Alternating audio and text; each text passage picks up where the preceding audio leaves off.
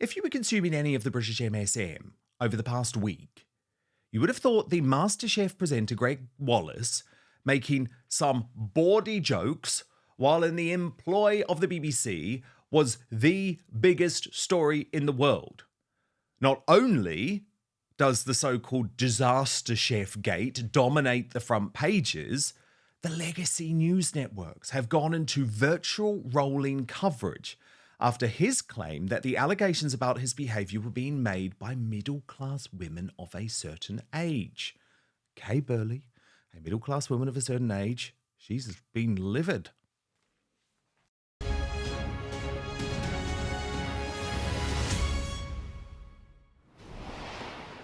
Morning, everybody. A former BBC executive has told this programme the Masterchef Christmas special is likely to be cancelled after a string of allegations were made against one of its presenters, Gregg Wallace.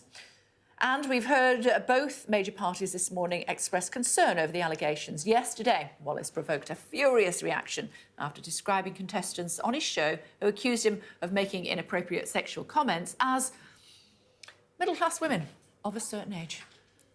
Now, in the newspaper, I can see the complaints coming from a handful of middle-class women of a certain age just from Celebrity Masterchef. This isn't right. I love the way he says middle class. Thoughts? Morning, ladies. And livid Kay Burley even decided to put the question to a government minister. We saw over the weekend, I thought it was quite surprising, and the individual should want to engage with the case and do that properly, and I'm not sure that was really helpful. I'm not going to let you dodge it so easily, Mr. Norris. What do you think of middle-class women of a certain age? I've got nothing but respect for them. I think they make Britain. I think they're part of Britain in all of our industries and lives, and I think any sort of sweeping generalisation like that about people is generally a bad idea. Would you pick a fight with them? No, I generally don't pick fights with people. I like working with people. Especially middle-class women of a certain age. Well, again, I wouldn't draw a line particularly with them or someone else, to be honest. No, he's too terrified to say a thing, especially to Kay. Things got even more stupefying this afternoon when number 10 decided to weigh in. Hello, good afternoon. We start with breaking news, and the Prime Minister's official spokesman has criticised comments made by the TV presenter Gregg Wallace over the weekend as completely inappropriate and misogynistic. Now, given the BBC harboured paedophiles for decades and failed to blow the whistle on grooming gangs, luckily I'm not the only one finding the destruction of Gregg Wallace just a little bit too much. Sane Lefty, Paul Embry, that's what I'm going to call him from now on, Sane Lefty, he's brilliant, posted on X, if Gregg Wallace is guilty of that which he stands accused, he is plainly an unpleasant person. But for the life of me, I cannot understand why the story has been leading the BBC News broadcast all day. Can we keep a sense of proportion, please? Joanna Williams, responding to a Daily Telegraph feature, posted, is Gregg Wallace the most obnoxious man in Britain? Seriously? More obnoxious than rapists, paedophiles, domestic abusers? Real lack of moral compass here. And the brilliant Brendan O'Neill of Spiked Online put it best, writing, I'm not going to swear though, effort. Someone has to say it. There has been more liberal media fury over Gregg Wallace telling Kirsty Work a dirty joke than there ever was over the years-long violation of white working-class girls by grooming gangs. I find it ridiculous and sinister. Now, Nigel Farage was the only public figure I saw today to have any sense of perspective. Watch. Says middle-class women of a certain age, basically not being able to take a laugh, not enjoying banter, what's the big deal? Other people saying, look, boorish behaviour, BBC should have stepped in sooner. Where do you stand? I don't really know, to be honest with you. I mean, clearly, boorish behaviour seems undeniable. He perhaps had a way of talking and behaving that we would call outdated, to say the very least. But his pushback strikes me as being somewhat catastrophic. And the hysteria, as it always does, prompted what I describe as a hostage video apology. I've been there, Greg. Let's watch. I want to apologise for any offence that I caused with my post yesterday and any upset I may have caused to a lot of people. I wasn't in a good headspace when I posted it. I've been under a huge amount of stress, a lot of emotion. I felt very alone, under siege yesterday when I posted it. It's obvious to me I need to take some time out now while this investigation is underway. I hope you understand, and I do hope that you will accept this apology. Ann Widdecombe, I'm not surprised Gregg Wallace feels that way. This is an onslaught. Where do you stand on this? Well, can I point out a slight contradiction in your approach, Dan, which is that you say, is this really headline news? Is this really all the BBC should be reporting all day?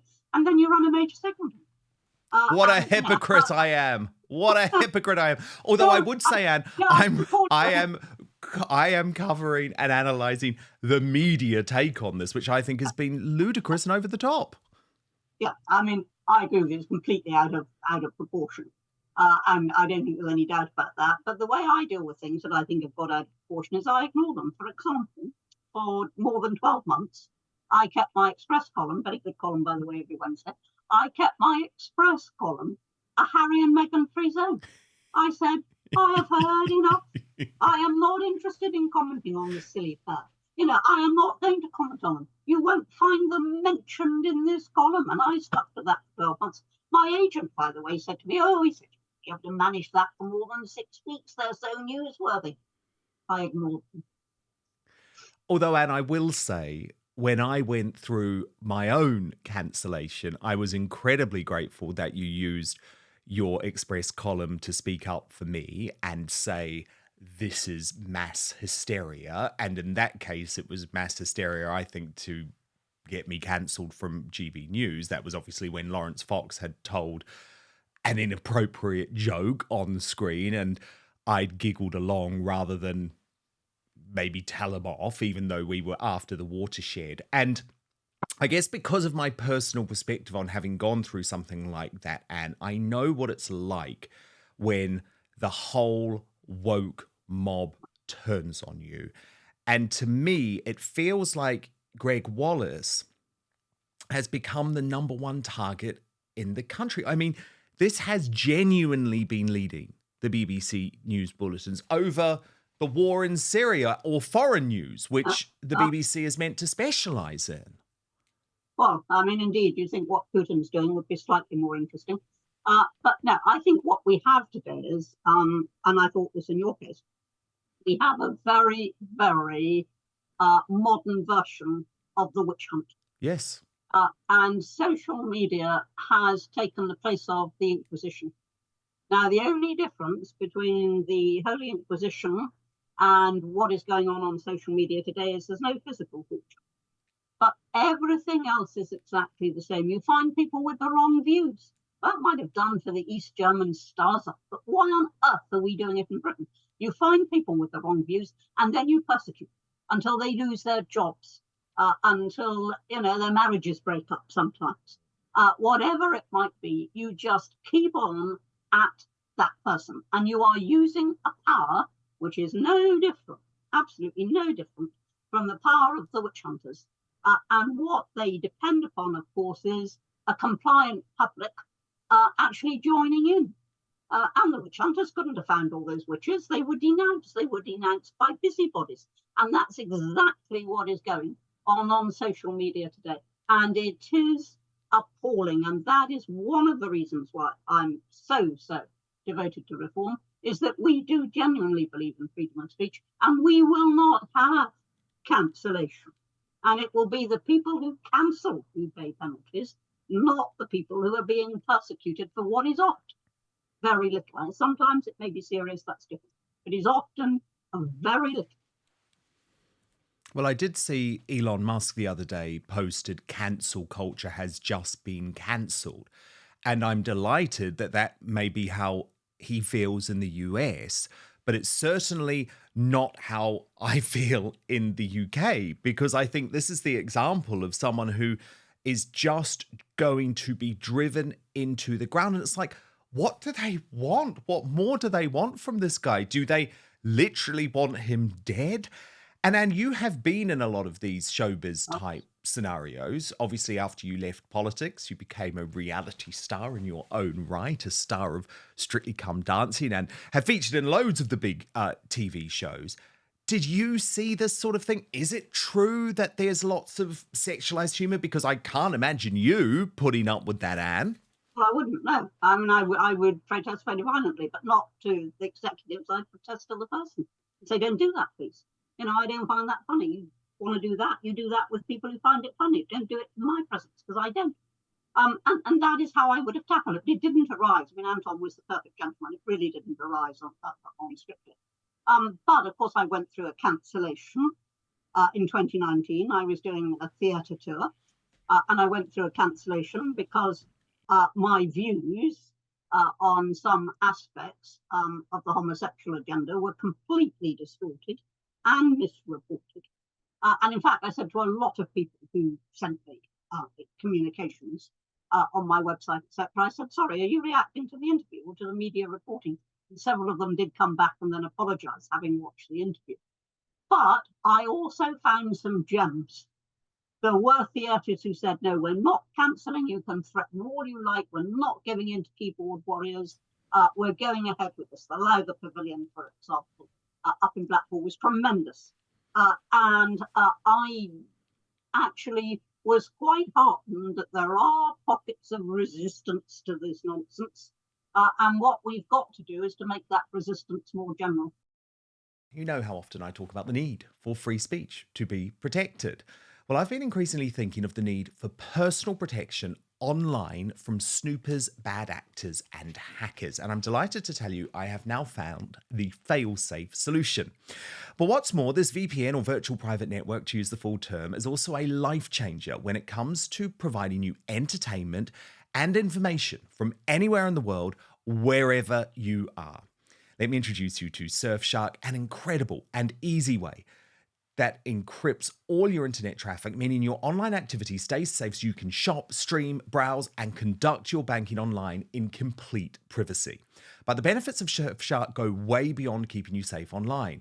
It allows you to access your favorite entertainment and news shows and news channels from anywhere in the world, including to streaming services like Hulu, iPlayer, HBO Max, and Peacock. Or if your favorite show is blocked on Netflix like Survivor for me here in the UK, or Amazon Prime or Disney Plus, within seconds you can be watching as if you're in another country.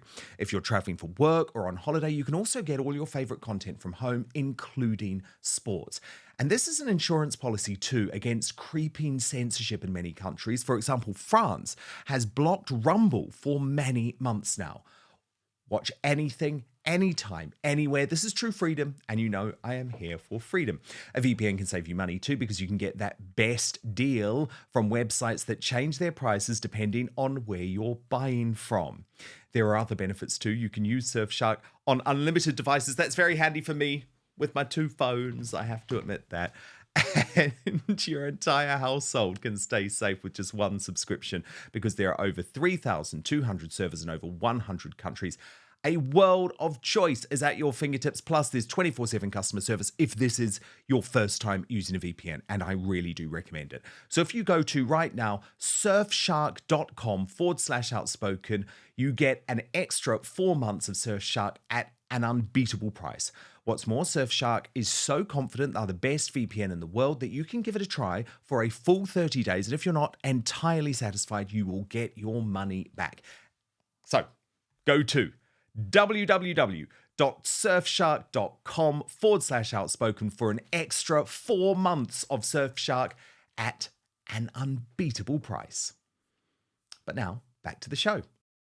Well, indeed. And that's why I'm in the independent media space now. Wasn't where I expected to end up so quickly, Anne. But believe me, it's beautiful here. I'm not regulated by the off-communists. I don't have billionaire owners pulling my strings. And in fact, I can speak directly by my audience, being funded directly by my audience, like you are now with the launch of your Substack. But can I just ask, Anne, specifically on Mr. Wallace, did you find his comments offensive?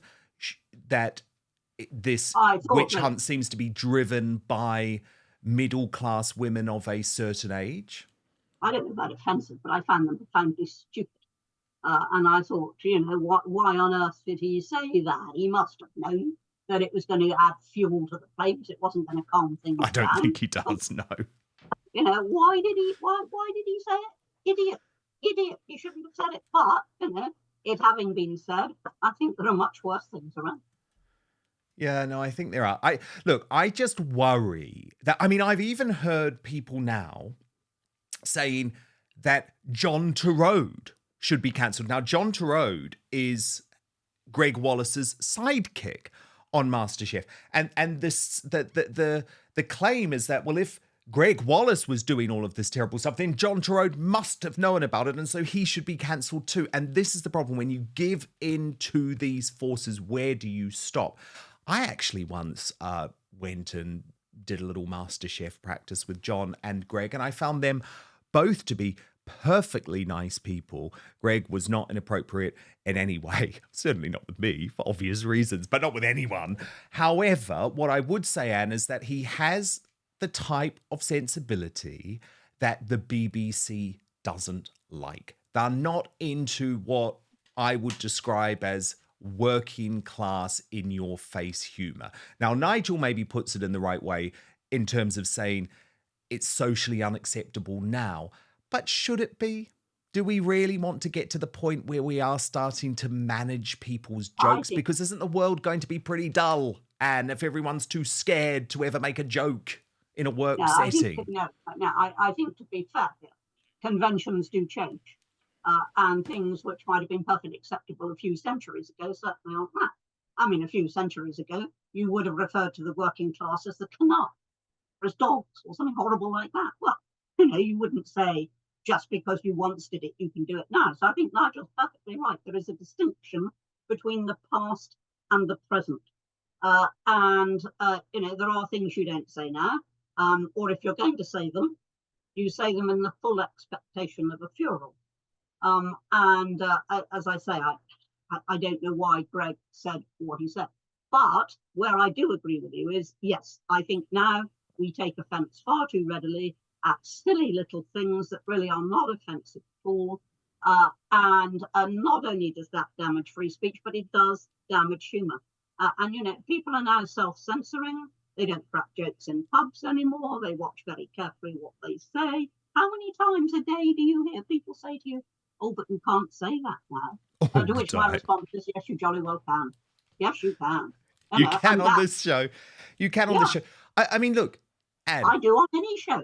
Well, yes. And look, let's be honest about this. It did get me cancelled from the mainstream media. Someone else's humour. So this does happen. And GB News was meant to be the anti-cancel culture channel. So it does happen if there is media hysteria.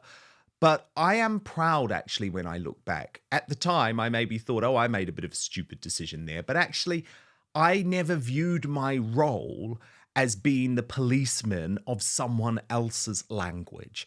And even today, I don't believe that what Lawrence Fox said crossed any particular boundary. It certainly wasn't misogynistic. It was a bad joke, but we can make those bad jokes sometimes.